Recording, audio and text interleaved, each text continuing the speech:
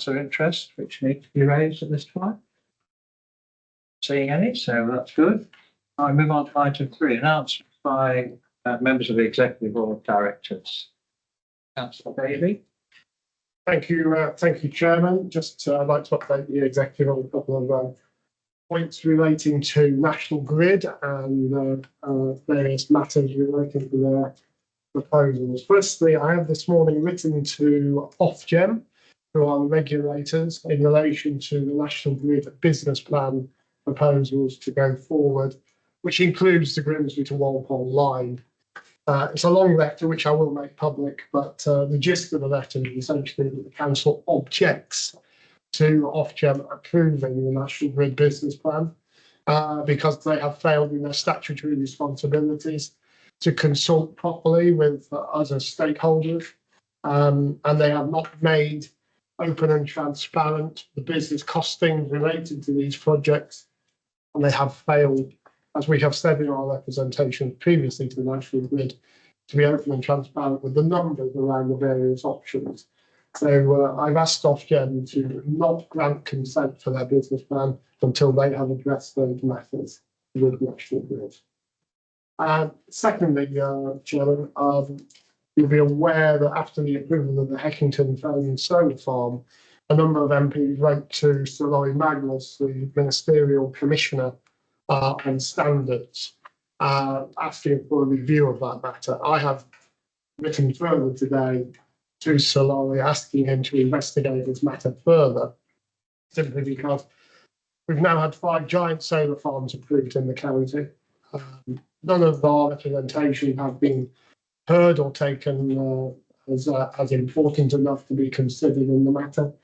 The views of our residents have not been considered, and our landowners and farmers in those areas. And I believe there is a matter to be addressed, which is £5.4 million donation to the Labour Party and consent given to the provider of that donation needs to be looked at to make sure all ministerial standards were absolutely followed to the letter. As we all know, the 7 principles of conduct in public life apply to everybody in public life, and there are no exceptions. Ministers should be at the very forefront of upholding standards and making sure there is no perception that there is something not quite right about a decision. It is not acceptable, in my view, to say a junior minister took the decision when a junior minister is beholden to his lead minister for his position. So I think the Commissioner needs to look at these matters, and I've asked him to do so. Thank you. Thank you. Yeah, and obviously relating to the pylons that we did write a legal letter to National Grid to ask for some fairly straightforward information about some of their plans, and because I think there are question marks about some of the information which they haven't made public. Unfortunately, they responded to say that they were subject to something similar to freedom of information, but in their opinion, they thought the questions asked were too onerous, and they had they could say they were unreasonable and not respond. So disappointing. So we are now in the process of writing some more specific questions, which hopefully won't be considered unreasonable or too onerous for the National Grid. I agree with you. I think it's quite unreasonable that this massive project could go ahead, and it's only right that a semi-public body, really, which is what National Grid are, should be much more open and upfront about all the issues, like we are when we have major quarry issues or whatever, than hiding behind FOI legislation or whatever. It isn't really the way a publicly funded body to do. So I think, we'll come on to the item 5, where we no doubt hear the public's views. Apart from that, I don't think has anybody else got any further statements or anything they wish to make today. Okay then, right, thank you very much. So I'll now move on to item 4, which is minutes of the executive held on 7th of January. Is your wish I've signed these to the true accurate record? Agreed? Nobody first? Okay, that's agreed, thank you. Okay then we move on back to national infrastructure. So obviously, in terms of consulting the public on what they feel about various issues, current one is about national infrastructure projects, and we've been consulting the public and had a quite positive result. So I don't know who's going to lead on this. Is that you, Chris, or Kate, or Lee? Yeah, Martin.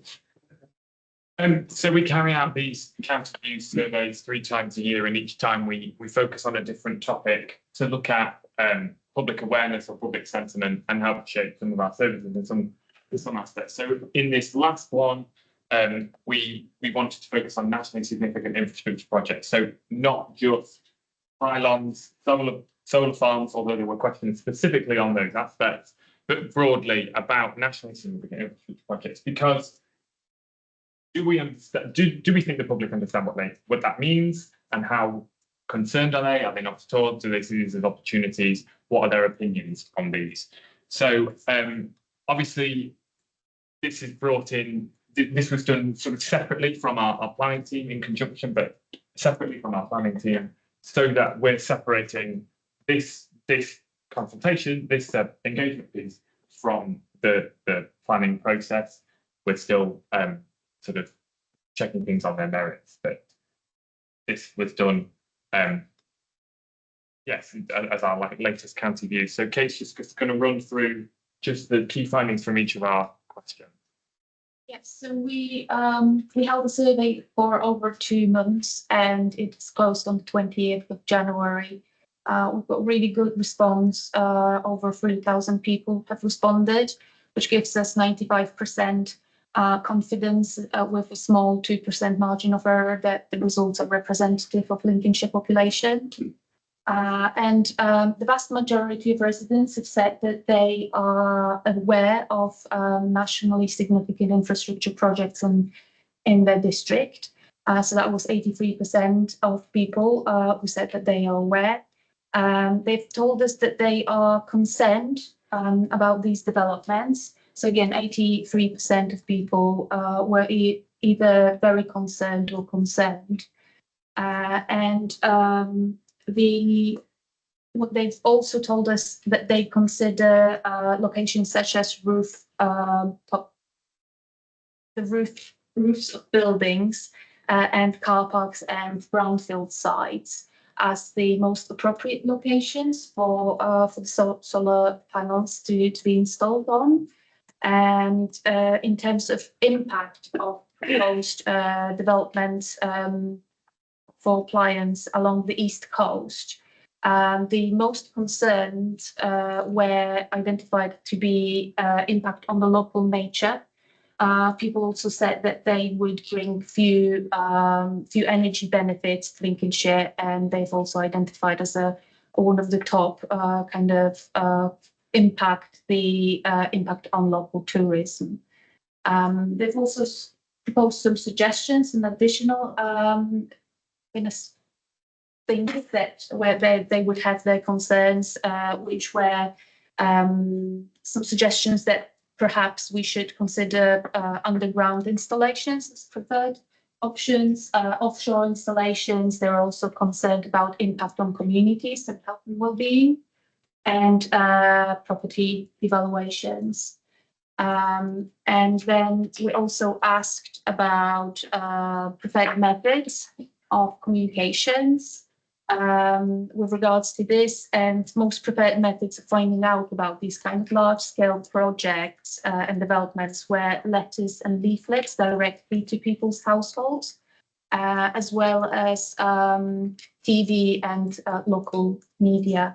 There was some variation in preferences based on the age groups, as you might have expected, but the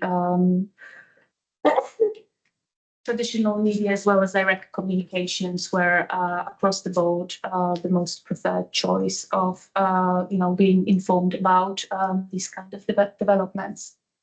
So it was perhaps understandably East Lindsey residents and North East Devon residents who said they were who were most likely to say they were concerned, also most likely to say they were aware. They're also ever so slightly overrepresented those two districts in the number of respondents, with the City of Lincoln and Boston Borough being our least represented districts. But again, this follows sort of where we've seen exit proposals in the county. Thank you for that. And so in terms of, it's one of our highest responses, is it? It's It's the highest response we've ever had for a county views survey, yes. And we've been running this for a number of years now. I think useful exercise, but obviously we have our council position of some time. We have, wanted to oppose the overdevelopment of the council area, but also it's good to have that validated that we're not just talking about what people are telling us. There is a scientific survey now which actually backs up what we think we do already, that our position, which we are taking, seems to get support of many of our residents. And like you say, if you live in an urban area, you're probably less, not necessarily, but probably a bit less concerned than if you're worried the fact you're going to have some pylons or you're going to be surrounded by solar farms. And, so I think some of the comments coming back are quite what we would say as well, like undergrounding and not making the place overwhelmed. So I think we are being just confirmed to us that we are following the wishes of majority of the public in Lincolnshire. Do you want to add anything? I think the survey quite clearly shows where we're at, and I think the biggest number ever is an important indicator. And that doesn't surprise me at all that the residents in Lincoln probably made most of the responses, or a lot of the responses. And I just say that I think that the issues we've talked about at many of these meetings regarding the right solutions, the right options for Lincolnshire, trying to get government and National Grid to understand that to arrive at the solution that national government might want, because they've set this desire to meet targets a lot earlier, but they want to rush everything through, isn't actually going to help them, because what they should do is have a long-term plan for actually moving power around the country. And that does include, and will need to include, an offshore grid anyway. Other countries are doing. So it is a bit of pig-headedness on the part of the government and National Grid not to recognise what other people are already doing to meet the outcomes that other communities are saying in other parts of the world. It's not unusual that people want to protect the environment they live in. It's not, it's our responsibility as a council to fight for our residents and our community. Nothing, it's not an attack on government or government policy. It is getting the right solutions for the place to help government deliver its longer term ambition. So if they want to have the ambition, they need to listen to us and they need to work with us to achieve that outcome. If they do that, then they will find an offshore grid and a combination of offshore and undergrounding will be the right solution. We've done it already on two of the biggest projects this country's ever developed, in Viking Link and Tritton Knoll. They're both underground. It can be done. And it's not, and as the leader has said many times, it is ridiculous that you can bring a cable 400 miles from Scotland on the seabed, and then bring it onshore in Lincolnshire, and all it needs to go is just a little bit further down the coast into the southeast. It is ludicrous. There's no justification for some of the arguments that are being put forward by government and National Grid for not doing the right thing. So, we need to keep making sure they understand the message. And it's coming from our residents and our communities that we represent, and we have a duty to speak for them. Yeah, I think we use this survey to remind government and National Grid and others that there is, it's not just us saying this because we've got being about it. This has certainly got the backing of the public. I think it's the undue haste as well, because obviously we've known for some time there are sort of debates to be had about net zero and how that's to be achieved if governments want to go down that route, and just to start waving things through almost vindictively, actually, I would say, and waving things through where there is it doesn't smell quite right because people have donated large sums of money and misinformation. Because I was listening to Mr. Vince on some programme and he was saying, oh well, none of this will be happening on good quality land. Well, sorry, he's wrong there, you know, you just feel that, you know, we all understand stuff has to happen and infrastructure has to happen, like we have quarries that, you know, we have difficult conversations to have with, providing enough, quarry material and, you know, that means some communities are not happy, but it needs to be done in an open and transparent and a reasonable pace, not rushed through because somebody's got a bee in their bonnet about hitting some arbitrary target because it sounds good to me. I would add, Lucy, that, you know, that the important message is about engaging with people in the communities. If we think back as a council to when we built the Energy from Waste plan, we went through a very, very careful exercise of proper engagement with the community. There were very few objections to it because people understood it. They understood what the proposal was and what the benefits were. You know, government, when it fails to properly consult, or when its agencies fail to consult, they end up with opposition. You know, they could have avoided all of it if they'd actually properly engaged with us and worked out a plan that would have delivered what they wanted and what was acceptable to Lincolnshire. What they're currently proposing is totally unacceptable. Absolutely. Thank you. Can you tell me if the postal replies, which I found fascinating that there were so many, was that a prepaid reply? Yes. Yes, so it went out in County News, which is obviously delivered to every household and business in Lincolnshire. And then they could cut it out from that. There was a free post address on there. They could send it back to the council. We also had, you know, photocopies of that County News page for those that wanted to fill it out more than once in their household, for example. But yeah, those replies were free. Obviously, it was an online survey. And it's about half and half online. Yeah, yes, I noticed it was, but I think probably for me the most telling thing is that it's that people have bothered to do that, so they must have really strong views on it, and for there to be more postal responses than perhaps email really does nail that public's view. Yeah. Also the amount of responses that, because it's self-selected samples, so people decide themselves whether they want to respond or not. So the fact that we have so many responses to this survey, also a previous topics on new surveys, that also suggests that it is a topic that people care about. Yeah, just to comment my information, do we know how many acres of land across the county is now solar panels? Because actually there has been in the media about actually solar panels, and then see we're not growing the food that feeds us, are we? And I just wondered across the county, is there any stats or not? No, stats are available. Obviously, districts are the consenting authority for applications under 50 megawatts. Right. So there are a number of those across the county. So I'm sure we can pull that information together. I think that's quite interesting actually to people outside of here. But in terms of what's been consented recently, it's about 11,000 acres of what I would say is good quality farmland. Plus there's another potentially with stuff that's in the system and stuff we think and know is coming, another 40,000 acres potentially.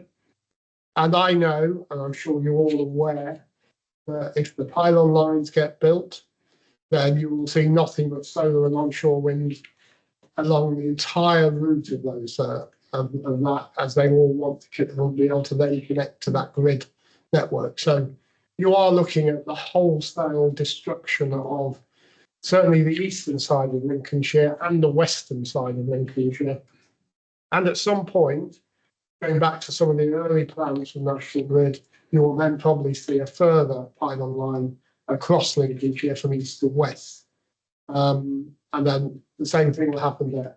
So this is an attack on Lincolnshire for future generations. If we don't resist this and get this right, then there won't be a Lincolnshire worth talking about in 20, 30 years' time. Councillor McNabb.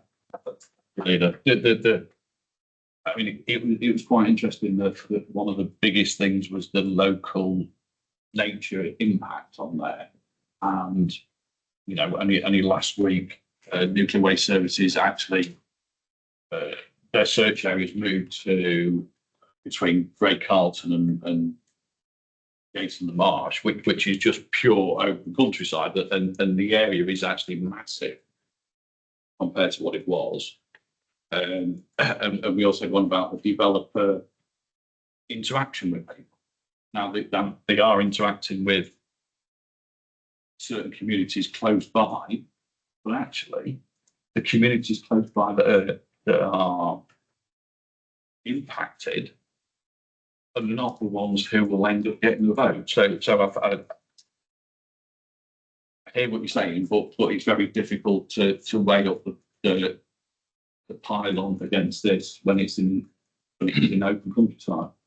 I'd only say, I think there is one clear difference, obviously, with the net nuclear waste services proposal. At least the community, and I don't dispute what you're saying about the search area and who has a vote. At least there is a vote that they have to, that community test that they have to pass before it can proceed. With the pylons, the determining factor is the Secretary of State, no one else. And who, as we know, has an ambition to deliver things at a pace which is simply not sustainable, affordable, and will essentially, at the end of the day, bankrupt this country and reshore our manufacturing businesses overseas. You know, so I think that these big schemes, all of them really should have a test of community support. You know, if we had a test of community support on pylons, we know what the answer would be clearly from the survey today. That's why government doesn't want tests of community support. And I worry, as you rightly say, that the right people need to be consulted in these matters in Council Oak Valley. You know, that's a conversation maybe for NWS in terms of what the search area really is, when there's more people impacted that might not have a vote. Yeah, I mean, as Councillor Davies said, obviously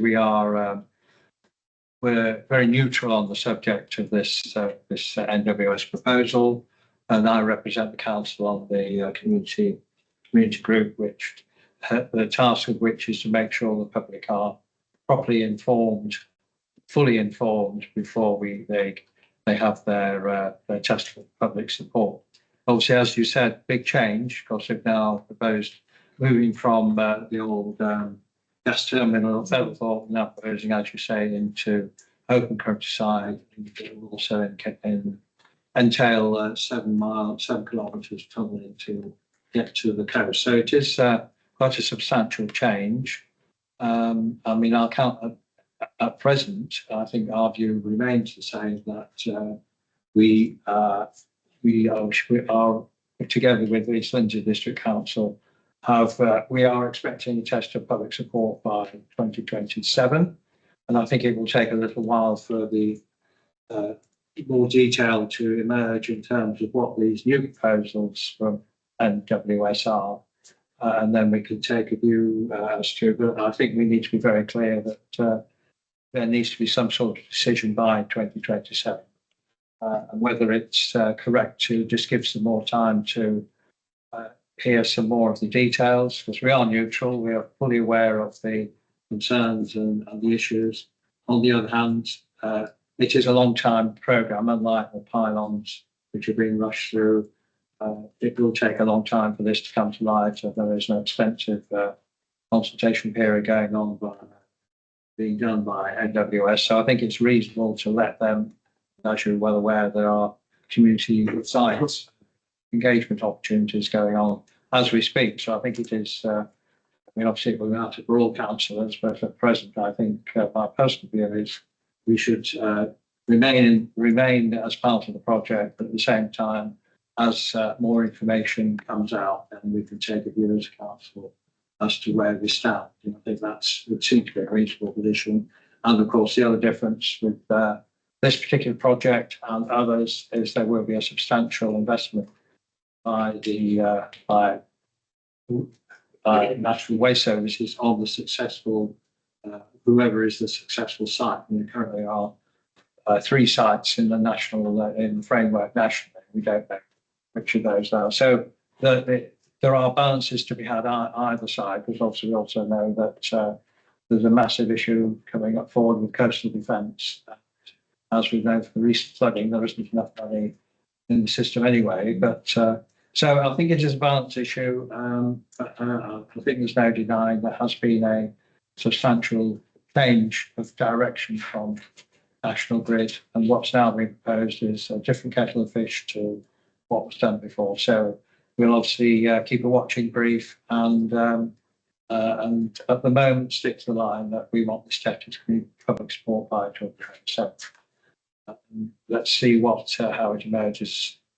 For example, how the National Nuclear Waste Services proposing to get material for this new site. All that's going to come out of this. So I think it's a fair comment. I think the other thing we didn't mention is the cumulative effect, which again, let's be realistic. Some of the stuff will have to happen. Reservoirs, they will have to happen. But it's a question when it all gets far too much.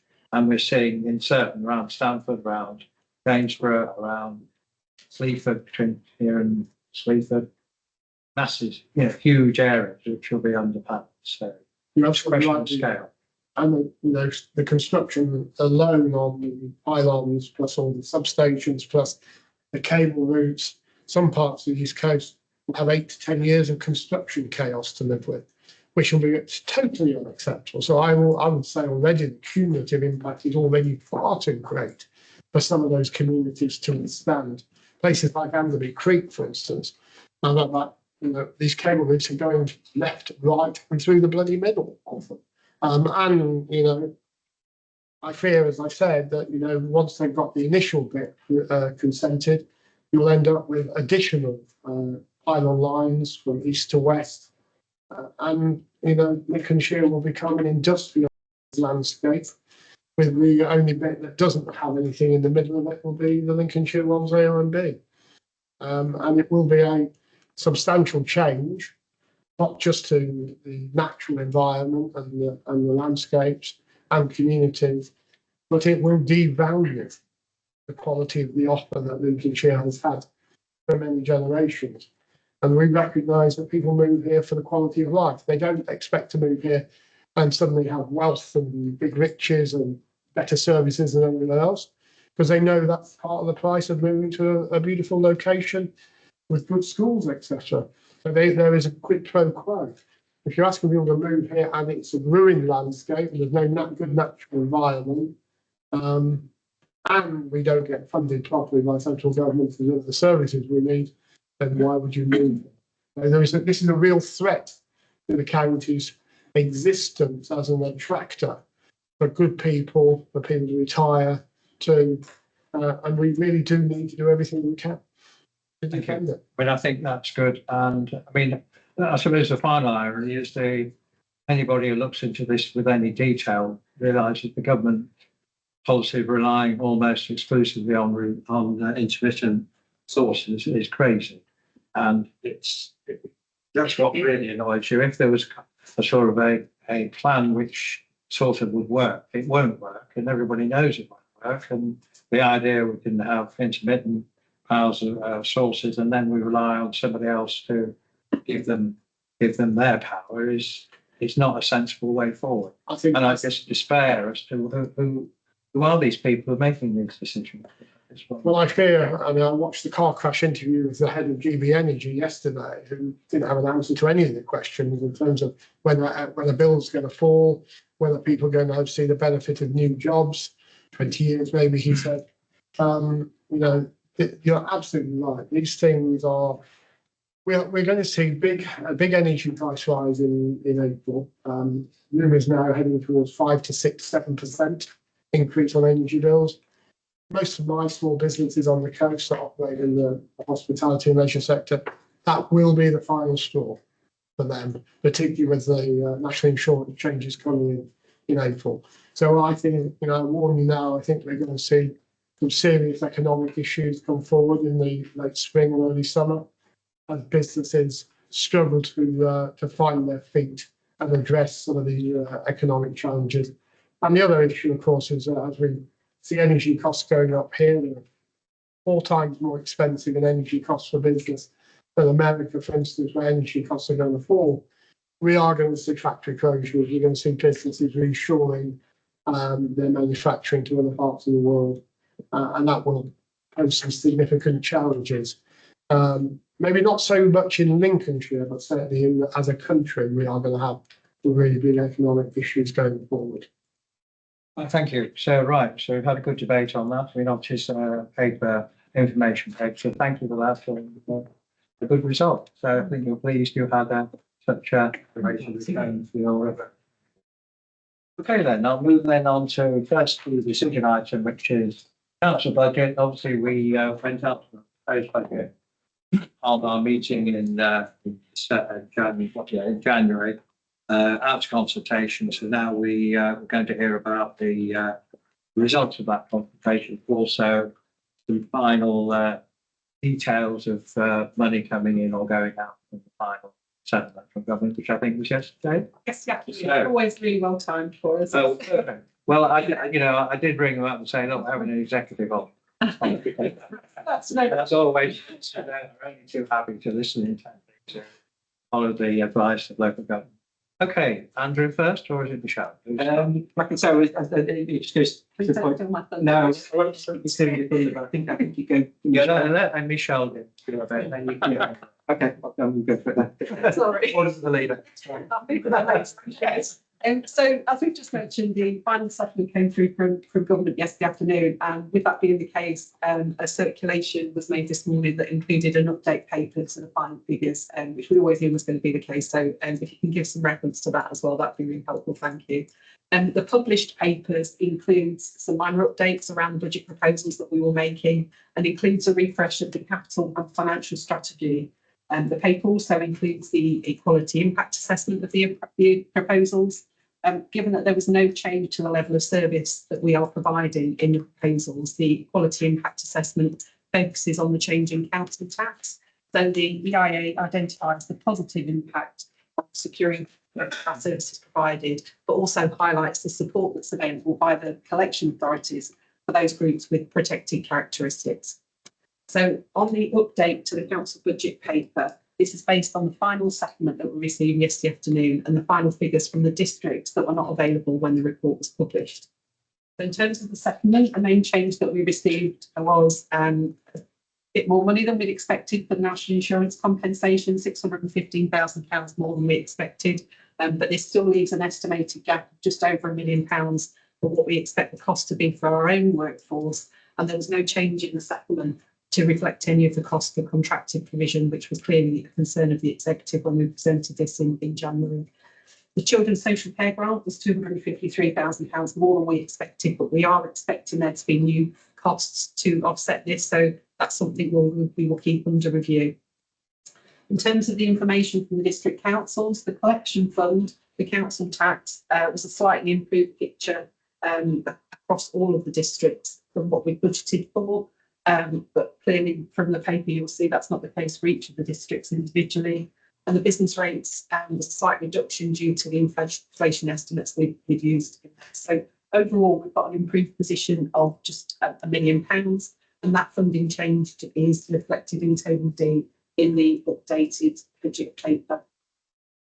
In terms of consultation, an updated Appendix C was circulated along with the papers earlier. That was due to the fact that public consultation didn't close till yesterday morning, I believe. We're still receiving emails, and obviously the comments from scrutiny didn't finish till last week either. So all of those are contained in the updated Appendix C. In terms of the online consultation, we had 740 responses, 725 of those responded to the council tax survey, with the responses showing that over 2/3 responded in agreement with the executive's third option, which was the 2.9% increase. And that relates to 485 respondents, 136 respondents preferring option B, which was 3.99% increase, and 104 felt option C, 4.99 increase would be better, with 15 not having response to that. There were some general comments along with the consultation questions. So cost of living and the protection of services provided being the two main themes of the comments that were included. So the appendix also includes receipts, responses received by email, which includes the parish and town councils. So whilst these papers include our final settlement from MHCLG, we're still likely to receive 1 or 2 notifications from other government departments, and the updated recommendations basically ask you to reflect on the updated paper and ask you, the authority leader, to make any final changes based on any of the notifications. Thank you. So in summary, financially, we're about £1 million better off, but some of that is one-off. Is that a fair? Yeah. So the money emanating from the district returns is predominantly all one-off, because it's the annual surplus that comes from the collection fund. So we don't expect to see that again next year, albeit there is an element of structural that we see each year. And then the other element, the national insurance funding, you know, not a betting man, but I'd expect that money will start to get moved around into the funding review that follows in the summer, and may no longer be attributable after this funding year. So yeah. So the government's currently consulting, that's the word I'm looking for, on the objectives and principles of funding reform, and that's due to close on the 12th of February. Clearly we'll respond to that, highlighting the challenges being emphasised. The challenge of providing services in a rural county which don't seem to have been reflected in the 25/6 settlement. We'll respond to that. Anything to add? Nothing to add to what we've done. Obviously, using our question, obviously in the media, there is this morning, there's some councils have been allowed to increase their council tax more than the 5%. And just to get home, what's the latest information? Yeah, so there's a scheme called the Exceptional Support Scheme, and that's where councils that are experiencing financial difficulty can go to the government for support before issuing the Section 114 notice that we've all heard about, you know, the effective bankruptcy notice. Yeah, technical bankruptcy. 6 councils have been given, have gone forward to the government to ask to raise the council tax above the 5% referenda limit. I think Bradford was given the biggest potential increase to go to 10% this So it's year. been allowed to go to 10%. Yeah, and they were the highest, and then there's a number of other councils that can raise it anywhere in between that 5 and that maximum of 10%, and that is something that clearly the government have offered to those councils to avoid putting that technical bankruptcy notice in place. But it's probably worth noting that some of those councils that have also been given that flexibility have already capitalised past losses to avoid bankruptcy too. So it's not just a one issue or 1 year issue that some of those councils are dealing with at the moment. Looking at that list, all of those councils get a much better funding settlement from government for you. And there will be some on there that have got, yes. Well, some, but I haven't. At least 2 of the councils, because Birmingham was one of the other ones, at least 2 of those councils received significant proportions of the recovery grant that we obviously lost. I think Birmingham had another 10% this year. 7.5%. So on top of the 10%, they got that. Yeah. To say that, you know, they are, there are lots of those councils arguably have been better treated over many years by government grants of various. In particular gain from that recovery grant in this. Yes, I mean, in the past, looking at our fair funding. These aren't councils which are worse off, you know, have done worse than we have. These are, you know, so there is a question of rewarding failure, really, isn't there? And penalising doing the right thing like we're doing in Lincolnshire. It's very galling. Okay, so you've heard members of the executive, so we are more or less in the same place. You heard about the consultation. And obviously today our task is to give a final recommendation to the council budget meeting in the fortnight's time. So just views on, are you content really that we maintain our position at 3%, proposed 2.99% increase in council tax? Councillor Woolley and then Councillor Davies. Thank you. Apologies if I've missed this, Andrew. I couldn't see a percentage figure for inflation in this paper. is the one, or I saw inflation mentioned, but nothing more. Yes, the approach that we take to inflation, when we're starting the budget planning, we'll talk about broad percentages, but as we move through the process, we delve specifically into contracts that are in place, and each contract can typically have a different measure that applies, whether that's a specific percentage plus something at September or November, whatever. So we tend to apply that science to it. And what I can say is that the budget proposals include, and this includes national living wage increases as well, something in the region of about £29 million of costs that are purely inflationary driven for this budget, which is a decent proportion of the growth that's in there. I think it's probably worth adding that the original paper from January, which is appended to this, has a full list of all the detailed cost pressures, and it gives for each service what contracts they have and what inflation's been applied. So there's the example there of things like the community equipment contract in adults has had a 2% inflation applied, and that's all kind of detailed in the back of that report. Yeah, thank you. I was just going to echo your comments, Martin, about the way we've been treated by successive governments for doing a good job on the finance. It feels like that those that haven't have been able to throw it on the family credit card, and everybody else is left picking up the pieces, and it's really very galling. I think it does a great disservice to people in Lincolnshire who we don't operate like that. That's what it is, perhaps above my pay grade. I just wanted to come back to the latest appendix. It's the appendix that's got the collection returns on for council tax and business rate, Michelle. Yeah. Just looking at that, it would seem that we're seeing a reduction against forecast, particularly for business rates in some areas. Am I reading that right? Thank you. In which case, I mean, and this maybe Colin will have a view on it, Councillor Daly. Does that suggest that we're seeing the potential for economic impact of recent events? If business rates are a proportion, do we have numbers in terms of number of businesses, for example, doing this? I know, forgive me, leaving slightly off topic from the council tax perspective, but yeah. So each district council is responsible for the billing and the management of the local taxation, and do submit annual returns into government, showing what those whether it's creditments in business rates terms or the dwellings from council tax perspective. So if there's an interest in that, we can get that information and share it in more detail. I think picking up your points around the numbers, obviously the two tables that are showing losses are each year the district council will set a budget figure for council tax or business rates, and then you either have a surplus or a deficit taken from that, and that's where I think where you're coming from with the question is both, I think particularly City of Lincoln and Boston are showing that they are not collecting as much as they thought they would. And in the case of Boston for council tax, I think if it's the right table, that is showing a worsening position. So there's either a potential collection challenge in those districts, or businesses are either closing or not growing as fast. Numbers are growing as fast as what they were originally anticipated. I mean, that's a relatively small area like Boston. To be kind of thick end of £800,000 off the mark is a huge amount of money, isn't it? It's a relative proportion. They don't need a lot of business failure in their area to cause a problem. And we, as a peer group, I talked to the Section 151 ones, and that is a concern for Boston, absolutely. Yeah.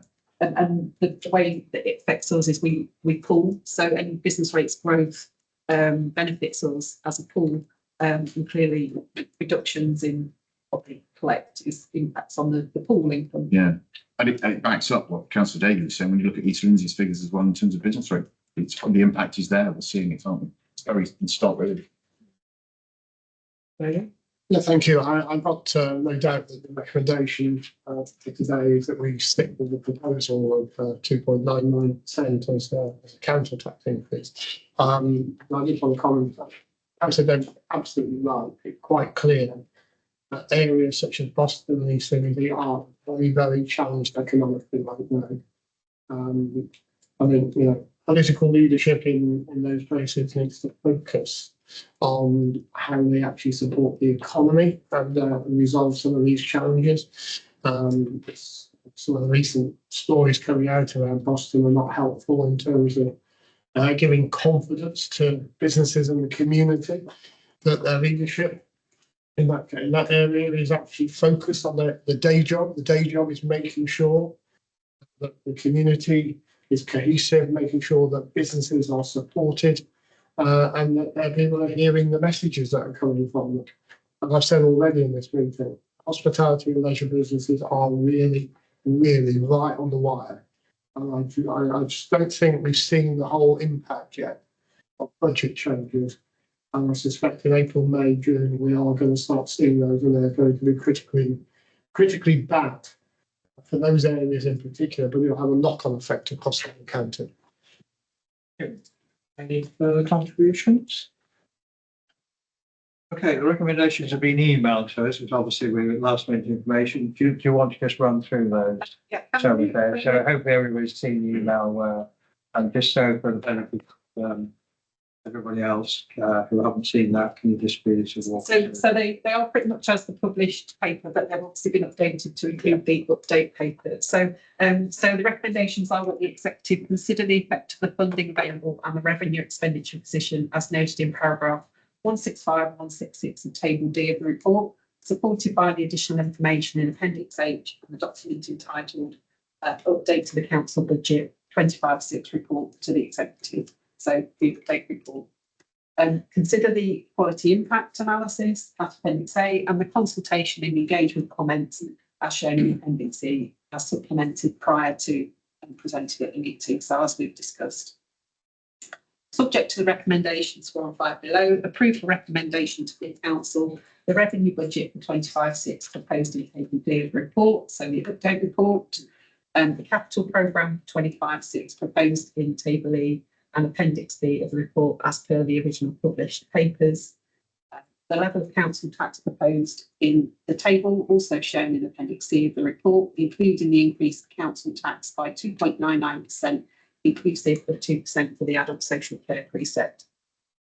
Approve the draft prudential indicators that were in the published report for 25/6 as shown, and the financial strategy attached as appendix F, and the capital strategy 25/6 attached at appendix G to the published report.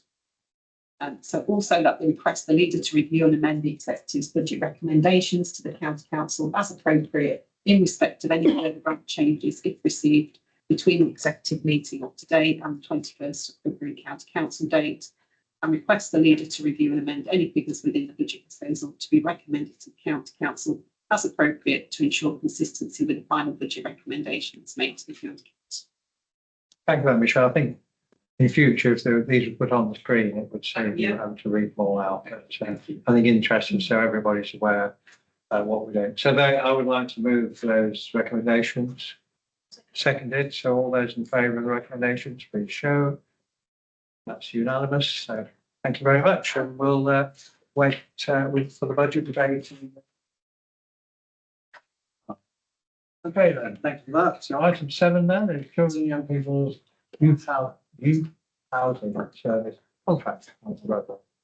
Yes, this is statutory duty that we do need to provide accommodation for homeless young people, and also our children who are in care who get to the age of 15 and who, you know, in such that they move into flat and that and to try and find some accommodation themselves. So it is an important thing. It follows on from children being in care or children being, you know, in foster care. Sometimes they want to go and live independently, and this actually gives them a safe place to start off living.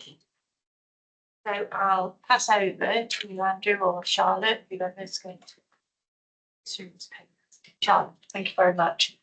So Lincolnshire County Council contract with the charity NACRO to deliver the youth housing service, which is also known as NEST. The contract runs from the 1st of January 2021 until the end of December 2025. There's no option within the current terms and conditions to extend that contractual agreement. The forecast cost of the service in this financial year is 1.75 million. The youth housing service provides high quality suitable and safe supported accommodation for 16 and 17-year-olds who are homeless or at risk of homelessness, but also, as Councillor Bradwell has referenced, provides supported accommodation for children in care and care leavers up to the age of 21. There are 72 units of accommodation available across the county in either foyer style or shared living arrangements or solo properties. The service also offers over 100,000 hours of tailored support for young people to support their preparation and independence for adult life. NACRO service performance is viewed as good. However, as the performance data indicates in the report, while the capacity of the provision overall is right, the split between the different styles of accommodation needs review and some change. What we've seen is that the solo property provision available, where we tend to accommodate young people with more complex needs, has been fully utilised, and we've been required to commission additional solo-based provision from other supported accommodation providers, whereas our foyer style and shared living hasn't always been fully maximised because of the needs of the cohort and those changing. So a commissioning review of the youth housing service has been taking place, obviously knowing that the contract was coming to an end. And the recommendations and the model that were going to be recommended in December, which is when we'd originally planned to come through the democratic decision-making process, have needed to shift. And that is because Ofsted have started regulating supported accommodation in October 2023, which is a new thing for the providers in the supported accommodation market.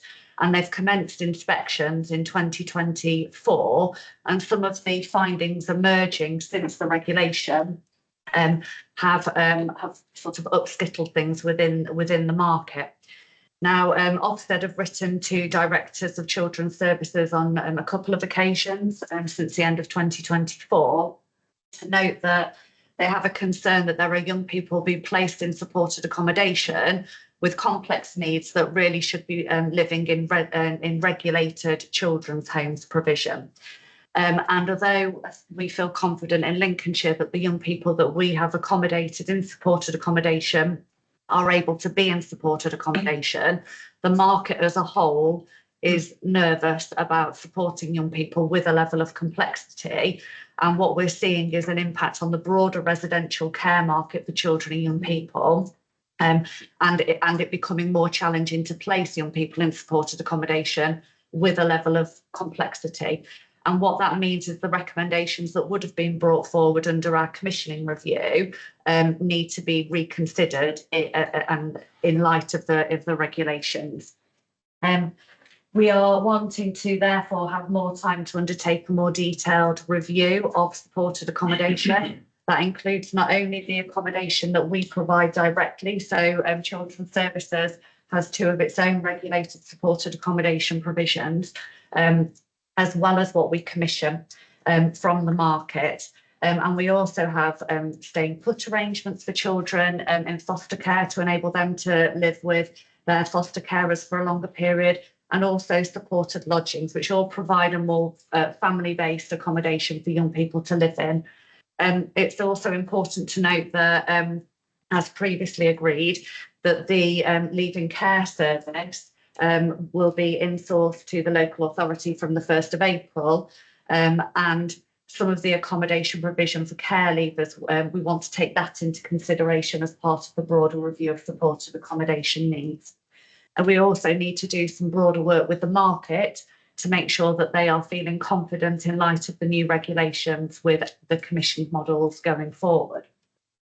So that being said, we are concerned if we continue with we continue just to go ahead and recommission the youth housing service as is, that we may end up making decisions about that model, which actually, given more time, might shift. And we are also concerned that we will end up needing to commission services that may cost more in the short term, and it won't be a best use of resources for the council.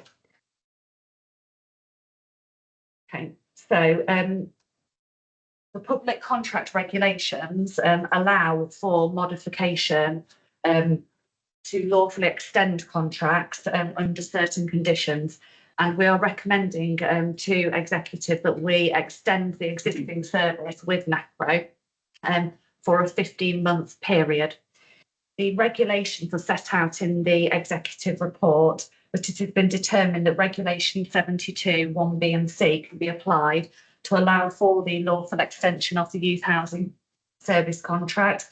It's deemed that grounds within that regulation are met due to the unforeseen developments, including the recent Ofsted regulation, the impact of that on the market, and also recent changes in terms of the insourcing of the leaving care service, which provide an economic and technical justification of why a change of provider can therefore not be made in readiness for a new contract to start upon the current service end date.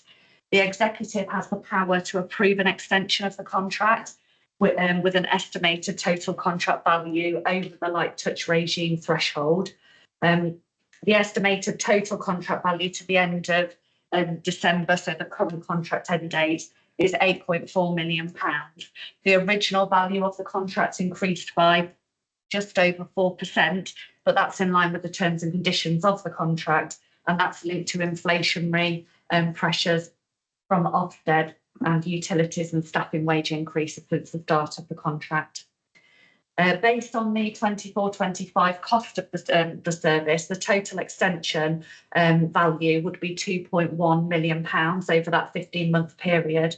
The provider could, under the terms of the contract, request an inflationary price increase, but based on the current mechanism within the agreement, that would be a 1.7% inflationary increase, which would amount to just over £37,000. And Children's Services within have identified budget to fund that. We have considered other options, so allowing the contract to end on the 31st without recommissioning another service. However, as has been explained, we have statutory duties in terms of accommodating young people who are homeless or at risk of homelessness. And we also have statutory responsibilities around the suitable accommodation of care leavers. We would still therefore need to commission supported accommodation, but we would have to do that through individual placement searches through our open select list procurement process, which based on current unit rates would indicate a much higher cost to the authority. The other option is to go ahead and recommission the youth housing service ready for the 1st of January 2026. But as explained, we feel that that's a significant risk in terms of getting the model wrong whilst we undertake that broader review work. Therefore, the recommendation to the executive is that they approve a contract extension be granted to NACPRO for a further period of up to 15 months from the 1st of January 2026 to the 31st of March 2027 in order for the council to complete a review of Lincolnshire's young people supported accommodation needs and agree and implement recommendations of that review.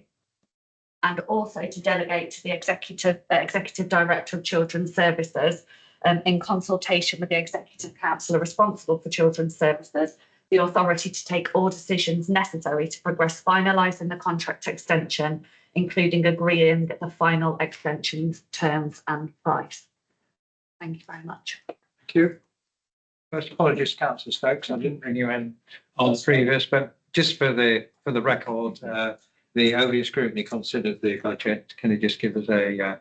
Obviously, we've made our decision, but I understand that it's not. You're not proposing anything different.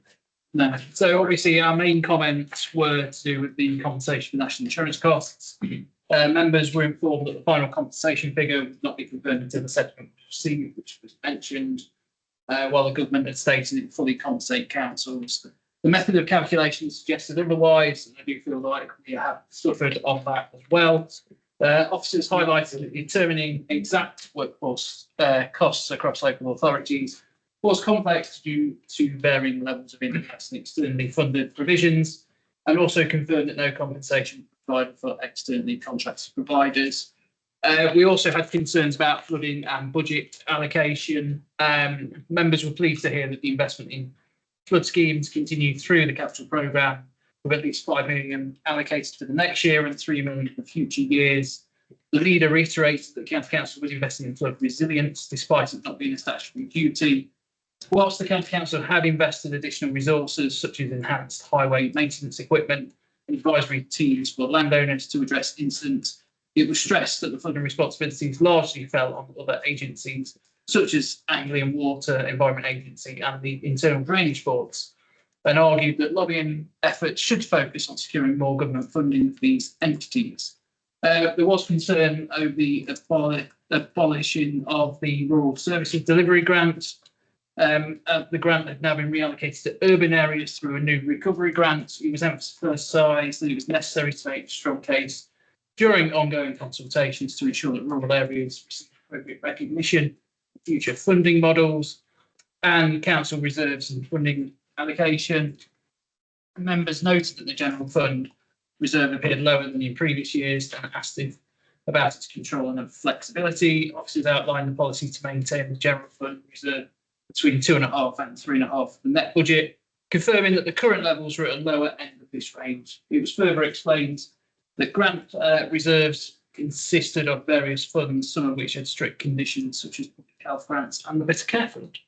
Thank you for that, and apologies for the mistake, but I think it was important that we heard the views of Toby Scrooge on that. Right, we now turn back to children's scrutiny, Councillor Kendrick. So you obviously discussed this particular paper. Yes, thank you, Leader. Yes, we discussed it at our meeting last month on the 17th of January, and we considered the report, and the committee unanimously agreed to support the recommendations to the executive. During our discussions, the committee explored a number of topics. Firstly, concerns were raised about the potential future risks of relying on external providers, especially with rising rents and provisions. And it's clarified that the council was aware of these risks and was considering how to mitigate them. The committee also expressed concerns about the nervousness in the market regarding the placement of children with complex needs due to the new regulations, and whether a reduction in the market could have impact on the council. Assurance was given that the council had a good working relationship with local providers and was confident that the local market would continue to want to work with the council. However, the council was reliant on the broader market where there was more nervousness. So the council is working closely with providers to understand the impact and ensure appropriate provision. It was confirmed that there was an ongoing conversation through the National Children's Bureau to raise with Ofsted the need to revise the regulations around transition between residential and supported accommodation to address the challenges being faced. In response to a query regarding whether contractors would request an inflationary uplift, it was confirmed that this was likely given the terms and conditions of the contract, but it would need to be justified by actual cost increases.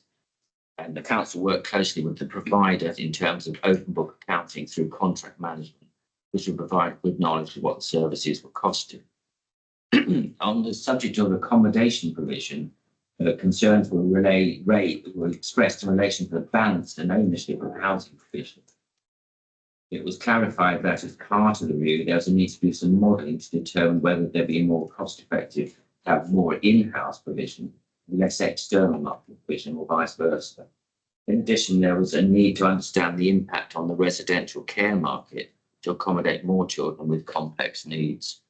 And finally, in response to a query regarding the limited locations of accommodation units, it was clarified that during the procurement exercise back in 2021, the locations had been identified to align with where requests and referrals were coming from, which were still the same locations as today. There's some set locations around the county.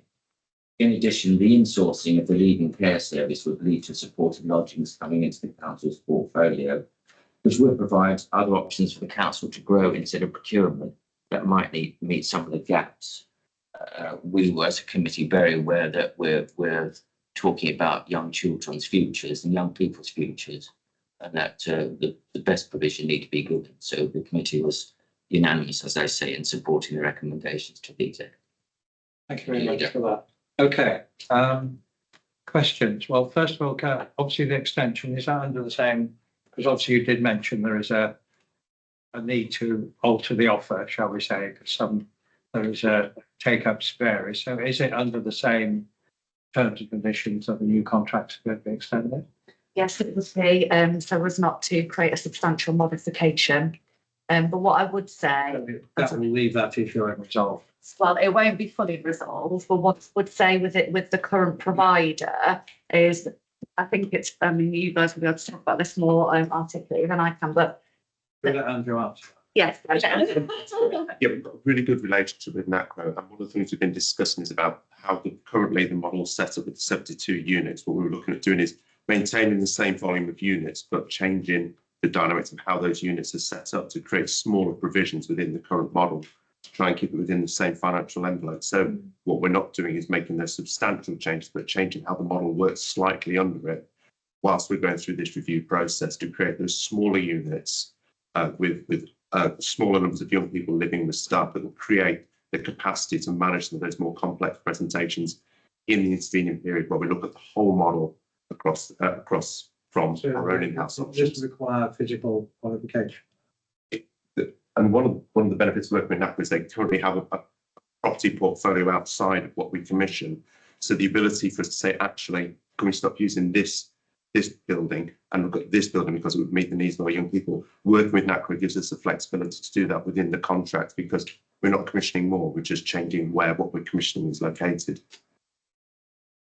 And so the second question is, need to understand why it's not possible within the next year to do all the, I think we accept the issue that things have changed, especially with the regulation.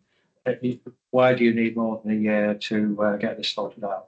I think, well, in terms of from a procurement perspective, bearing in mind that it would probably take, well, it would take a 6-month period to go through the procurement process and awarding the contract. And then if another supplier was to be successful in terms of the award of that contract, knowing that we've got a group of young people already living in accommodation and needing to work sensitively to move them into a new provision. And so, and I suppose working on that worst case scenario, well, not a worst case scenario, but the scenario where if it was somebody new, we would need time for them to implement that new service, potentially if it was a supplier not already operational in Lincolnshire, and then move those young people over into their accommodation in a planned way. Bearing in mind these young people are vulnerable young people by nature of them being in that accommodation. So it's felt prudent that the 6-month procurement process plus the implementation period, and that bearing in mind we know we need to push and change that model slightly, wouldn't be sufficient. If I can add, yeah. I think the other thing that is to our advantage in this is that the market was a little shocked about Ofsted's position. The market became very risk averse, and actually it is calming down a little bit. And so when we do go out, we're hoping to have overcome that kind of shock that it's given to the system. And at the same time, we've had the social care reforms announced by the department. So they're looking at profits, they're looking at how providers are exiting the market, they're looking at all of those provisions. So we do think that we need that time anyway, but that time will probably place us at a better point to be going out to a market. We think it'll be over the shock and understanding some of those reforms as well. Comments, questions, please? Would seem sensible. Yeah, thank you. So the recommendations there on page 210. Basically, we approve the extension and we delegate to the director in consultation with the executive member. So all those in favour of the recommendations, please indicate. Unanimous. Thank you. Thank you for your reports. Now we move on then to home-based enablement service. I think we've got, yeah.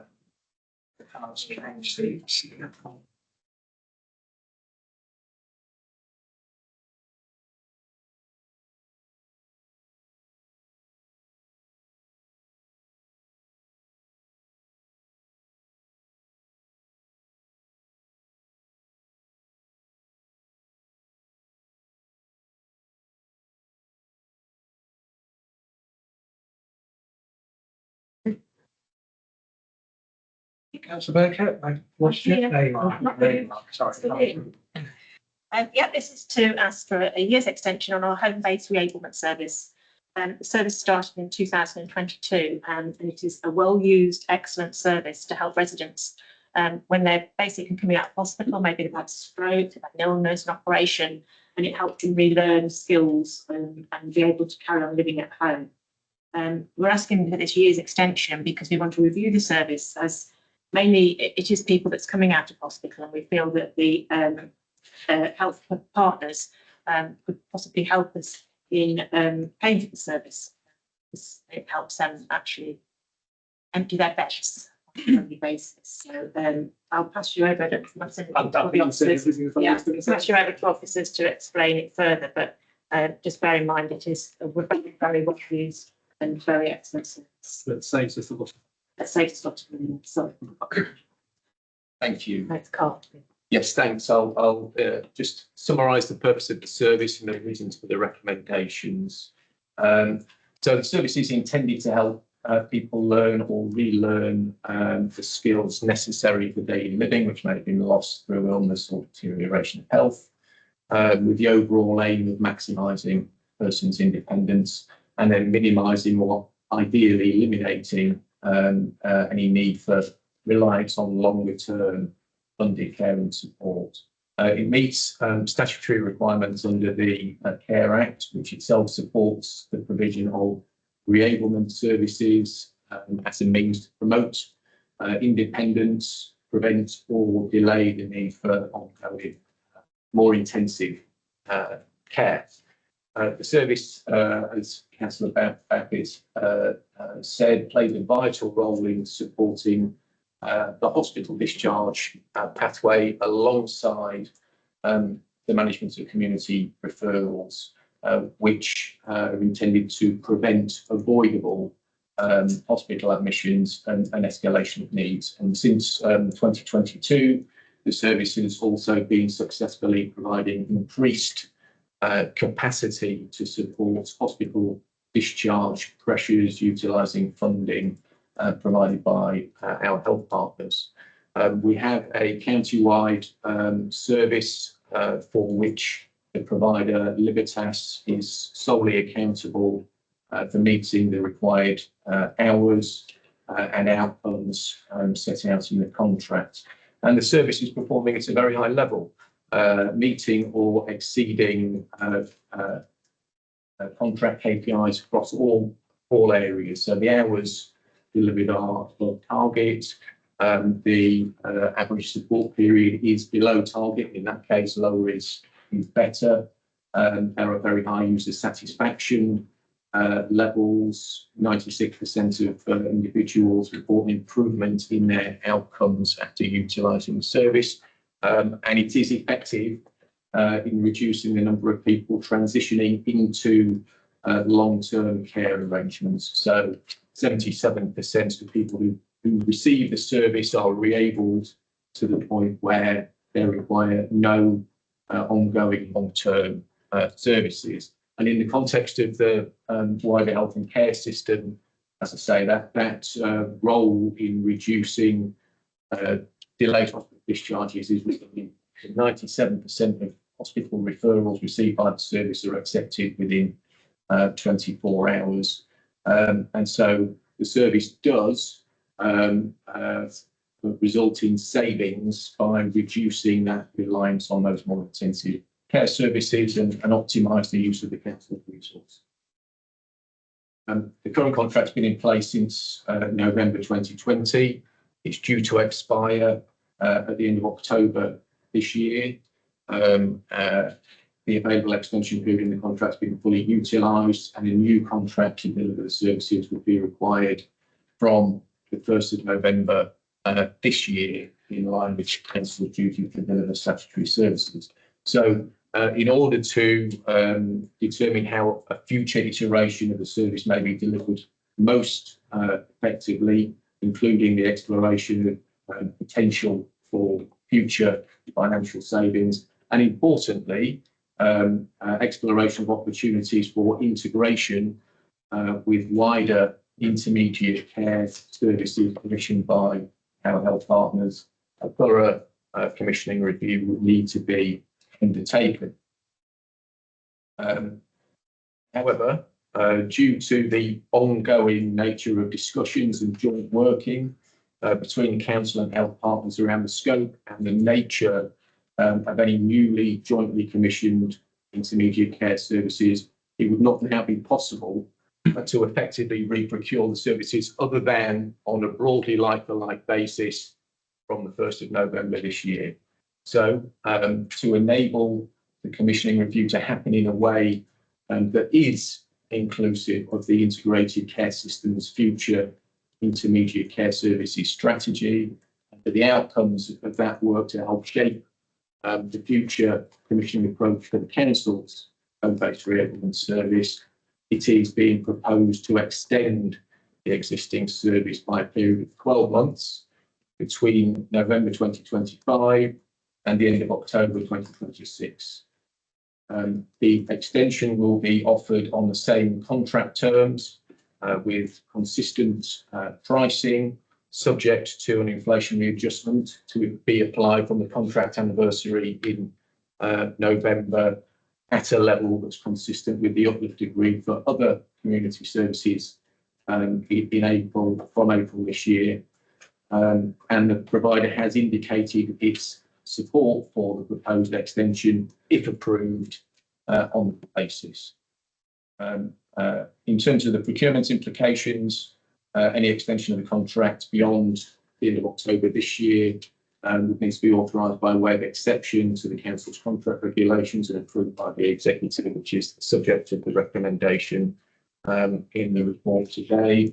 From a procurement law perspective, the extension of contracts is permitted by direct award without recourse to further competition where certain specific criteria are met, and in this case those criteria are considered to be met. So such decision would represent a low risk in procurement. Scrutiny, scrutiny. Thank you. So on the 22nd of January, the Adults and Community Wellbeing Scrutiny unanimously supported the recommendations of the executive on the proposed contract extension. The committee complemented the service provided by the contractor as part of the service. The committee also recorded the following additional statements. Details of service provided and outcomes. It was suggested that for future reports, detailed information be compiled, for example, in a pie chart on the needs of those who were supported by the service and their outcomes on exiting the service. Review of the existing provision. The committee strongly supported the rationale for the review, which the one-year contract extension would provide. The Director of Public Health's annual report, the Director of Public Health's annual report for 2024 made several findings and recommendations. The committee would like to see this report taken into account as part of the review of the service. The partner organisations and the voluntary sector, the committee supported both working with all other partner organisations, including the NHS. The committee would also like to see how support provided by the voluntary sector could also be further expanded. Tapping the resource of volunteers in local communities to support people at home. And in addition, the following points were clarified. Person-centred care and flexibility. The committee were assured that flexibility was a priority, with changes in the service offer made in response to each user's needs. For example, the number and length of visits. This was logged via a monitoring system, and feedback was sought from users to address concerns and improve the service. And with regards to the one-year extension, it was confirmed to the committee that the extension of the contract would enable the preparation of a new specification which would align the service with the wider health care system. Okay. Comments, questions, please. So I can concur that this service is well thought of by the people who do receive it. Many years ago, I went to Laos and met some people who were receiving the service, and actually, you know, they'd only got praise for being able, because they realised that they couldn't stay at home without this service. So I think it is something that, you know, that our residents do really value, because they've still got their independence at home, but they're telling what that, you know what I mean? So I just wanted to say that from the start, I think it's been valued by them. I've just got a question. Obviously, it's mostly funded by Better Care Fund, but £1 million from our own resources. So two questions really. Is that, why isn't it all funded through the Better Care Fund? Because it would appear to be a benefit as much to the NHS as probably more to the NHS than for us.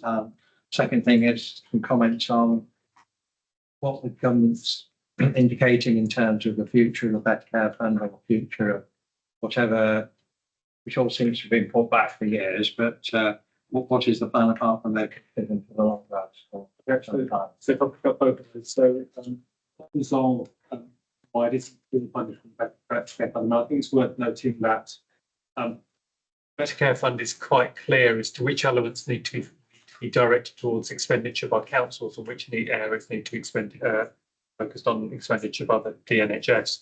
And we have absolutely leveraged the BCF so that every penny that we could spend for the Better Care Fund on local authority funded services is being spent there. So there's very limited scope for us to shuffle the boundary between the two. But we are reviewing the Better Care Fund and we're looking at where the boundaries have been set, looking essentially to say that, as you said, some of intermediate care with really being involved. Some of that sits within the Better Care Fund and some of it sits outside, which makes life a little bit complicated. So we're looking to adjust the boundaries to take some things which are currently in the BCF, but perhaps don't fit so well with the changing priorities of the BCF, to move those out and move some of the elements of intermediate care in, so that the financial effect is a net nil, but it makes things a little bit clearer and a little bit easier to manage. In terms of the future of the BCF, the government has just issued guidance for the 25-26 year, where it is essentially carrying on. There's a few minor changes. It's being simplified slightly, but it's not being changed dramatically. Beyond that, that's been put into the National Spending Review. Because that process is still in train, there's been no clear sense as to what is going to come out of it. There are starting to be some hints that the government is looking at an alternative to the BCF and that it won't carry on in its current form. They are clearly very keen, as previous governments have been, that there be significant encouragement for local authorities, for adult social care and NHS to work closely together. I think there's some suggestion that the BCF in its current form may have run its day, because actually a very large portion of the BCF is spent on effectively supporting core services as opposed to it being a fund for improvement. It is almost entirely funding core existing services. And I think the government is starting to realise that the bureaucracy associated with the fund is perhaps a bit over the top. So there are hints and suggestions that something different will emerge for the 26-7 year, but we need to await what the outcome of the spending review is. But from a financial point of view, we are very reliant on this, aren't we, to keep our heads above water. Yeah, so that would be a really critical issue. If it changes substantially. I think it's worth noting that nationally, ADAS as the representation for directors of social services is being very clear that if the government were to move away from BCF, the funding that is in it, which as I've said is largely funding for services, would need to be maintained by local authorities. I think every authority in the country would be very, very severely affected if the BCF funding were to be taken away, because it is funding a substantial amount of core services. Thank you. Any further comments, questions? Okay, recommendations on 224, which basically we approved the proposed extension of the contract for 12 months as described by Tina. All those in favour, please show. Thank you very much. Thank you for your attendance and your explanation. Okay then, right, move down to item 9, which is the election member appointments to the Greater Lincolnshire County Authority. Who's going to deal with this? Well, thank you, Leader. Yeah, the purpose of the report is to seek the executive's appointments to the Greater Lincolnshire County Authority, subject to the draft regulations being brought into force, which are currently before Parliament. Under the draft regulations, the council, as a constituent council, is required to appoint 2 members to the GLCCA, one of whom is to be designated as a lead member, who will be required to give consent on behalf of the council to certain powers. exercisable by the GLCCA. In addition, the council is required to appoint 2 named substitute members for each member appointed. The council's members and substitutes, as necessary, will sit on the GLCCA and each of the 3 boards thereunder, namely the Transport Board, the Skills and Employment Board, and the Business and Infrastructure Board. It's necessary that such appointments are in place prior to the inaugural meeting of the GLCCA. In keeping with the other formal governance decisions taken by the constituent councils, a similar report has been presented to the executive of North Lincolnshire and North East Lincolnshire councils. Accordingly, the recommendation invites the executive to confirm the appointments as referred to. Questions, comments? Just to confirm that this is just will be effectively for one meeting only, and the new council, new county council after May will have to reappoint. Is that correct? If there's any changes as a result of, yes. What do you mean if there's any changes? Well, in terms of the appointments, they will stand until otherwise. There will have to be. So normally the new council appoints to various positions. That was would it? Is that not case here? I think it continues actually, unless there's a change. I mean, the appointments could be ratified again by the council. That'd probably be good practice. I think it'd be good practice to, as part of the council AGM. Yeah. To confirm or otherwise what these positions are. Okay, with that proviso, under that explanation, all those in favour of recommendations? Thank you. Agree? Thank you. Unanimous? No objections. Move on to 10 then, which is the Director of Public Health Annual Report, Darren. All by yourself. You haven't got any wing people to help you. Good morning, ladies. Good morning, everybody. I'll keep this short and sweet. As the paper says, I have a statutory responsibility in my role to produce Director of Public Health Annual Report, as you all know, every year. Council has a responsibility to publish it. This year, what we focused on, I think, was mentioned in the answer before the previous one, is around how Lincolnshire needs to approach one of the key shifts that the Secretary of State is pushing from the Department of Health and Social Care. That's going to be out of an acute sector. What we've done within the paper is pick up some of the things from previous directors of public health annual report.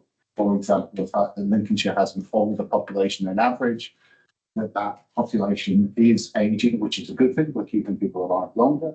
So our over 65s are going to increase by more than 40% over the next 20 years, and our over 85s will almost double.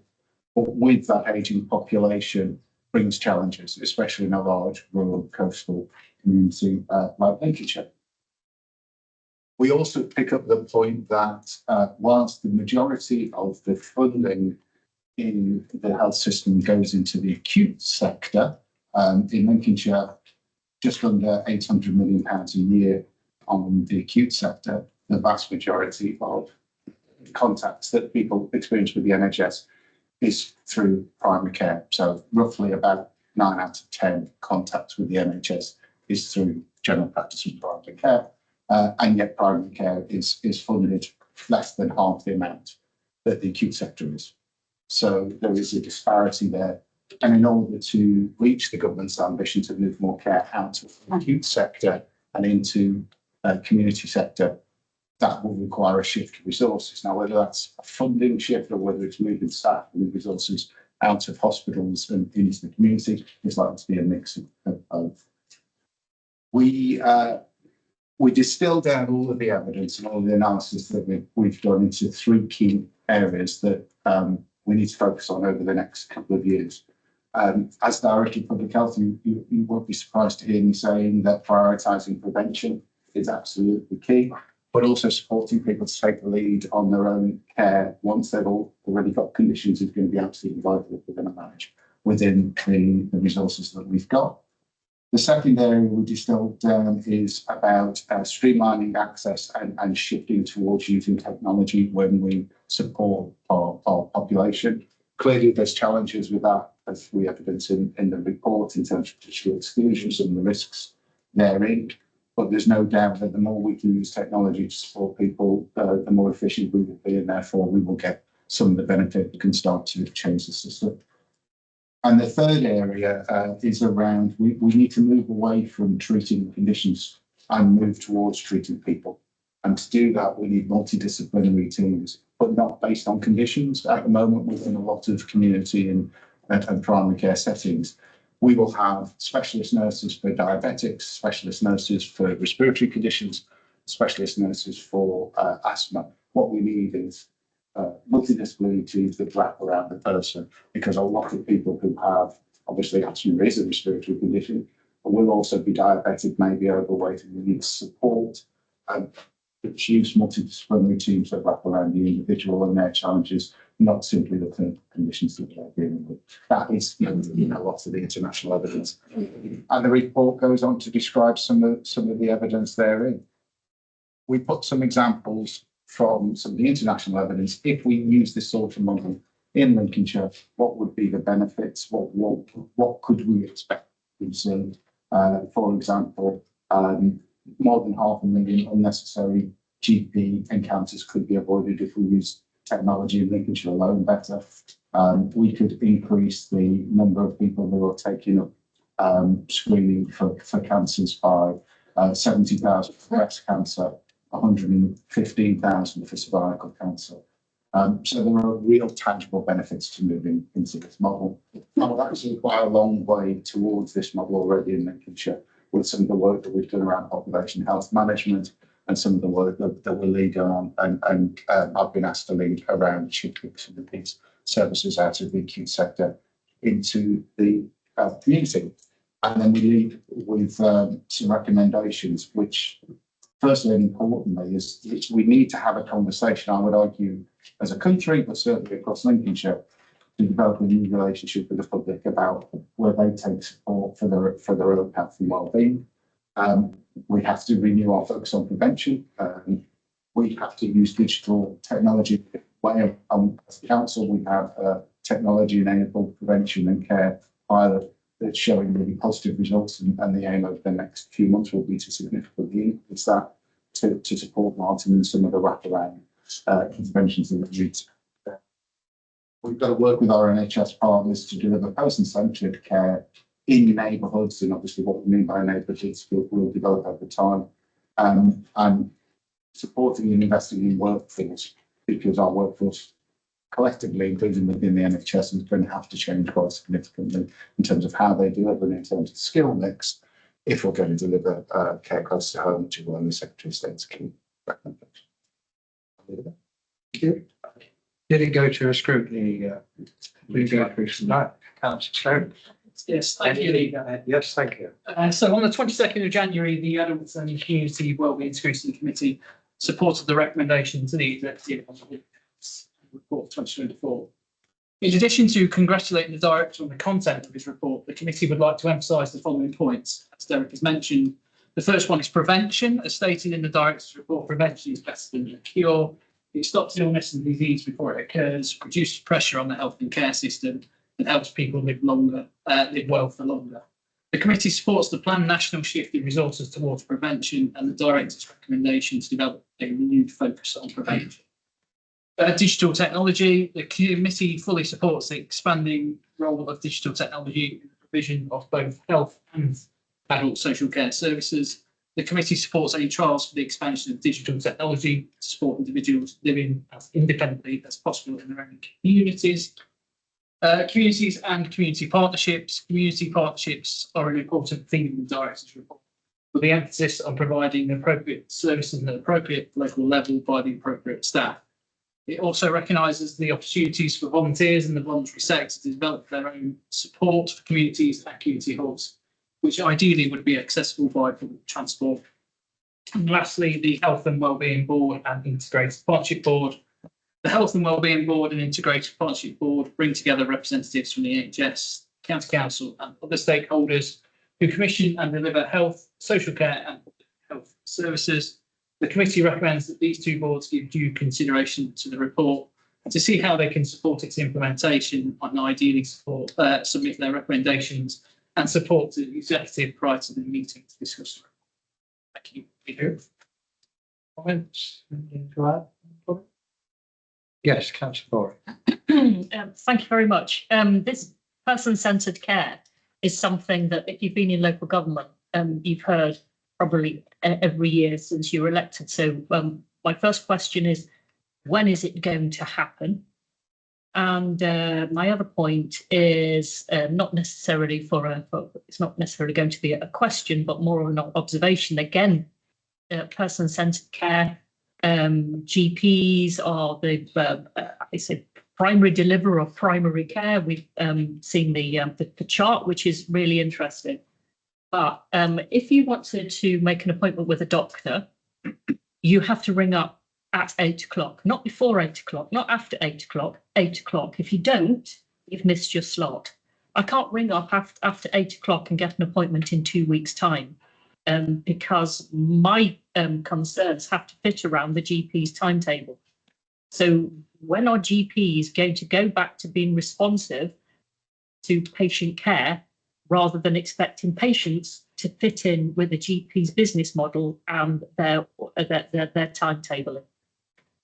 Thank you. I think both of those questions come together, which is that at the moment, we have not got enough capacity in general practice, if we're talking about GPs, to meet the needs.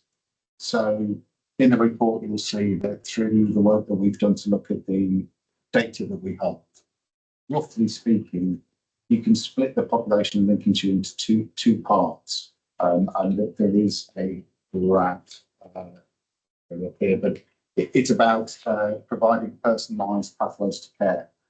And what we argue within that analysis is that roughly half of the population can have reactive care. So if something goes wrong, you contact a professional, they provide support. But half the population needs proactive care, and we don't get that. And the reason that we can't get through to general practice is because people who should be being proactively monitored and supported aren't being. And they are people with lots of long-term conditions. They are people with more extreme levels of frailty. Unless we're going to see a very significant increase in the amount of money that goes to the NHS, and at the moment in Lincolnshire, for 25-26, the budget for the Integrated Care Board is more than £2 billion, £2,000 million. So unless we get a very significant amount more, what we've got to look for is marginal benefits that then allow us to shift behaviours. And the description in the report is, for those people who are reactive, a lot of those people will be quite happy to have an online consultation, not necessarily with the GP, they'd be happy with a specialist nurse, they'd be happy with a physiotherapist. The more that we can shift, and this is where the technology aspect comes in, those individuals where that sort of intervention and clinical support is correct, the more we create capacity in primary care for GPs to create space. Equally, the more that the wider health and care workforce proactively support people who've got existing conditions, the less likely they are to be phoning up on Monday morning at 8 o'clock because their condition has deteriorated because they've not seen anybody for 6 months. So there's lots of different components to this that then create the conditions whereby those people who need to see a GP, who's a highly trained medic, obviously, at 9 o'clock on a Monday morning, will be able to get through and actually get in. I agree with you. We've been talking about this for a long time. The NHS planning guidance is quite clear about Secretary of State's shift towards neighbourhood health. And the NHS executive have also produced just a new document that talks about, we expect the health system to change in the following ways, and got 6 key areas. And the expectation is that will happen very quickly over the next 12 months, and it feeds into the comprehensive spending. So I'm ever an optimist. Sorry, that's a long answer, but it's a complex area. I'm ever an optimist, but I do think we are accelerating a lot of this. And if you look at the group model, so where the community and the acute hospital come together, they are starting to shift clinical teams where you would have gone into either Boston or Lincoln to see somebody out of the hospital, and you'll be able to see them in other settings. And the expectation is that will accelerate over the next 12 months. Thank you. Just quickly on that, I'm glad you're an optimist, and you don't survive in local government without optimism. And hopefully that one day the thing that we've been saying is going to happen will actually happen. So thank you for your answer. Thank you. Just on that, I mean, yeah, you said it was about funding and all the rest of it. From personal experience, in terms of process, efficiency of process, the system is totally dysfunctional, which is not only bad for patients, it's terrible for the providers. We waste as a, talk about Lincolnshire, on the current system we've got nationally, there's so much time and effort wasted in trying to get your issue in front of the right person. So I would push back and say, we have talked about this for years. Everybody knows the system is dysfunctional. Although once you get to the patient or whatever gets to the right person, normally things improve. But this goes on and on and on. Everybody can see it's a mess, but nobody ever seems to do anything about it. So I hear what you're saying, and I know some of this is not within our gift to change, but I just think it's not just about money. It's how things are organised, how things maybe could be done better in future. Both, and then if there was a more simple, sustainable system, then obviously behaviour of people accessing the system will be a lot easier and better for everybody. So we keep talking, as Councillor Corey said about all this, but nothing ever seems to change. I'm not having a go at any particular, but I think we all know it's true. It's not. I'm not wrong, am I? No, you're not wrong. And I guess what we're saying is I'm not expecting, nor am I advocating for additional funding into the health service. What we have to recognise is if we're spending £2,000 million, which is what the NHS will be spending over the next 12 months for 750,000 people, and it's a huge amount of money. And I agree with you. And all the evidence suggests when you actually get clinical input, the NHS is some of the best in the world, but the processes are extremely challenging, if not terrible, especially when you talk about outpatient appointments in hospitals. Why are we dragging people across the county that might take somebody 3-4 hours on public transport to sit in a waiting room and have 5 minutes with a consultant? These are the things that technology is partly there to support. And these are the sort of situations where we have to move the consultant and their team out of the hospital and closer to where people are. The ambition is there, and I think you can see some changes. The NHS Act, for example, has twice as many people that Netflix has. So people are starting to use it. Got to be really mindful that some people will be digitally excluded and it won't be the right solution for them. But for a lot of people, it is a good solution. You can make an appointment, you can get a repeat prescription, and that particularly quite significantly in the past few years. You can see how by accelerating that, it creates some efficiencies within the system, and that then creates some space to do things differently. But it is a complicated system, as you know, Leader, and it's going to take time. I just think we're getting to the point where it's going to have to accelerate, or there's going to the system will fall over. Yes. I think this is a Lincolnshire issue. I do think it's a Lincolnshire issue because I've got a daughter who lives in Warwick. Her GP services is, you're sent straight to hospital, you see somebody. I mean, there is a small hospital in Warwick, but they can go to Birmingham. Same with my other daughter, she lives down in Devon. They've never had any problems. And I think, and I'm getting old now, so I've been around quite a long while, but I don't think the hospitals and that, they just function how they've always liked to function. And they've not changed, they've not speeded up that process where the patient's concerned. But I'm not sure that, I mean, I'm only mentioning 2 places where I've got family, but they don't have to go over the hurdles like we have to go over the hurdles. And I just think it's a Lincolnshire issue. I think needs a bit of a shake up, or you need newer people coming in with different ideas. I don't know. I mean, you've got different ideas, okay, but I just think it's just what's there, and patients have to accept how it is. It's not, I think that's a fair challenge, and I'm sure NHS colleagues would say the same. I think in some areas, Lincolnshire is taking advances in terms of understanding the population, for example, but then actually doing something about it and changing how our services delivered. I think, again, most of our NHS colleagues would say we're behind the curve.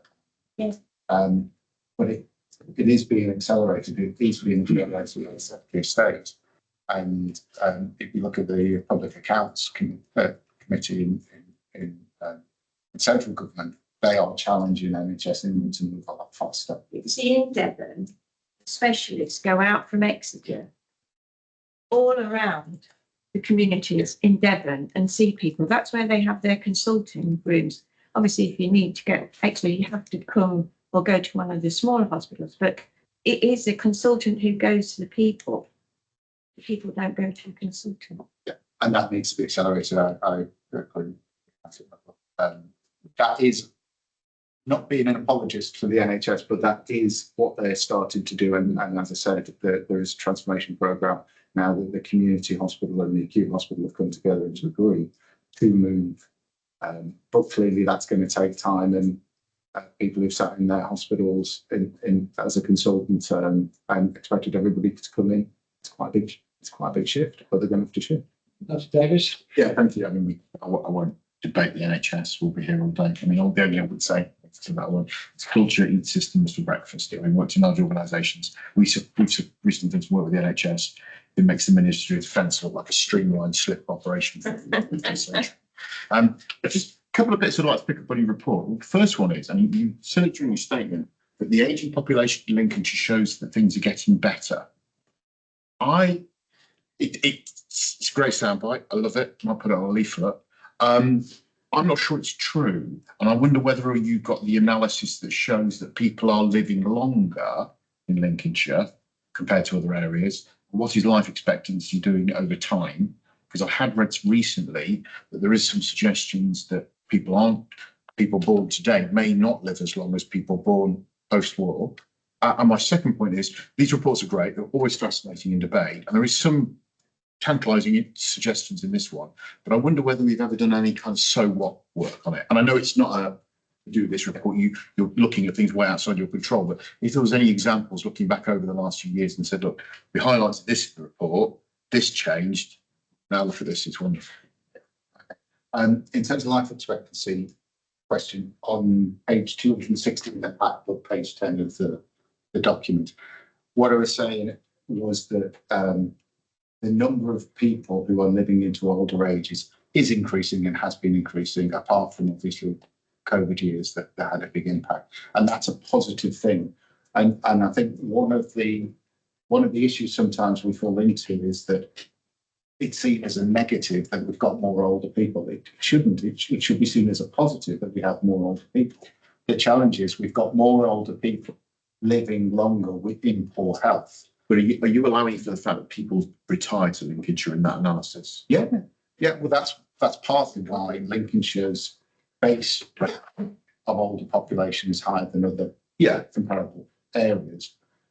Plus, we have a net migration out in younger people and then a net migration in. So the clarification there would be: has the life expectancy for somebody born and living in Lincolnshire today increased or decreased from, say, 1970 or 19? Increased. It has Increased. Okay. But the amount of their life that they live in poor health has also increased. Now, your point as well about somebody born today, what's their life expectancy? That's quite hard to calculate. But the assumption being, if the current trends continue in terms of overweight and obesity, in terms of lack of physical activity, in the fact that people aren't looking after themselves, then that's where some of these predictions are saying that people will live shorter lives. The graph peaks almost. Yeah. But as a public health person, I'm always, well, how do we change that? So whether that's the existing population, how do we help those people to live longer, healthier lives so that they can carry on in the workforce? Because we have major issues with workforce down the coast, for example, and yet we've got more than half the population in our coastal communities are economically inactive. We need to help those individuals deal with the issues that they're experiencing that keeps them out of the labour market to get them back into the labour market. That's a real opportunity for Lincolnshire PLC if we can do that. So there are some real opportunities. And if we can make sure people live long, healthy lives, then they're going to be far more productive for longer. So there are real opportunities, especially as we develop technology. Second question. So what question? So what question I would pick up, for example, digital. We talked previously about the role in last year's and the year before Director of Public Health about the role of digital. We now have technology enabled prevention and care pilot that is actually demonstrating not just cost effectiveness but cost savings, and we're working that up in terms of how can we invest more in that, so that for individuals who maybe are about to become known to care services or have just had their first assessment in terms of, instead of 3 visits a day, maybe they have 2 visits a day, and technology that helps them connect with their families. It can be passive stuff that monitors or fulfill, or it could be active stuff that connects them to their families. So that's one. So what? Another so what would be the work that we've done to really understand the needs of the population and how that's feeding in now to primary care networks and what they focus on. So in the centre of Lincoln, the health profile is very, very different. We've got real detailed analysis of that compared to, say, Mablethorpe. And that's playing into the health and care services that are provided differentially in those 2 places. And the primary care networks are leading on that work, but that's work that we've done and led through public health and through the council. Just a couple of examples. Ms. Corey? Thank you. I saw recently that the University of Lincoln are recruiting for a research post to look specifically at coastal health. Yep.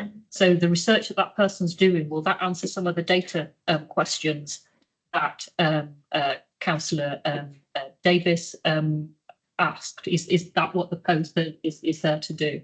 It'll be part of that. So the University of Lincoln were successful in securing £10 million national funding, which the county council supported. Debbie and I are going out to have further conversations with the university in next week or the week after about how we can tie this in more closely. And certainly we've got a long-standing relationship with the university, and that £10 million funding was specifically about coastal communities, ageing coastal communities, and the particular health challenges that they have. And we are part of that steering group. So the questions we're dealing with from a sort of service delivery perspective, along with colleagues from the NHS, we are feeding into the university and asking them to help us come up with the answers. So yes. Thank you. Thank you. Any further contributions? All right, Councillor Woody, yes. Thank you. Just a couple of points. I think I'm actually going to defend the NHS to a point. GPs, it's variable. In my area of the county, the GP locally is a fantastic service. It has got a very large cohort of patients and their system works. But it is just that, it's the system that they use. If you need a same-day appointment, you get a same-day appointment. There's none of this 3-week waiting or 2-week waiting. So, but that's not the case all over the county. I completely get that. I think also on the back of that, we're noticing now that technology is starting to creep in. I give you the example of the latest community diagnostic centre, the CDC, that's opened down Beaver Street in Lincoln, where they will do X-rays, CTs, and what's the other one? Another one. But those scans can be done without having to go to the hospital. So straight away, you're taking thousands out of the hospital setting, and eventually, I understand, you'll actually be able to self-refer. So you won't have to go to the GP who sends you to the hospital or the consultant. You'll be able to get that initial information for a start. But just creaming off that number going through the hospital doors is going to have a fantastic change, and especially if we've got one in Skeggen, we've got one in Lincoln, one in Grantham, and hopefully another one in Boston. Those are the sorts of things that are going to start to make a difference with the service that we start to receive, I believe. Just quickly on the back of that, Martin, if you go there, you can go on your NHS app and get your results 2 days later. which is fantastic. You don't have to ring the doctor up for them. You can go on there and then ring the doctor if it's obviously if there's something wrong. But they are working. They really are good. Okay then, any further comments, contributions? Okay, so we're asked to approve the report. Is that agreed? Anybody not agree? Thank you, Derek. Okay then, so the reason set out in the report is, do we agree that we exclude the question public for item 11? Reason to I propose that. Okay. Agreed? We made the objection. Thank you very much. Very much with that. Just wait for the question.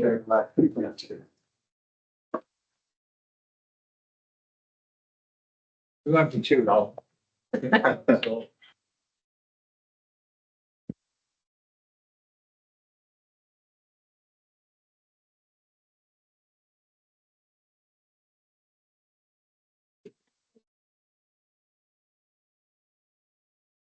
Okay, so this has been emailed out by Rachel earlier in the day, but it's not part of the public pack. So, who is, let's start. Yeah, I can do. I mean, it's quite interesting, isn't it? We've gone from talking about one organisation that moves at monolithic pace to Unit for our ERP provider, which moves a lot quicker. They've changed their rules. They've changed the game. It's their ball.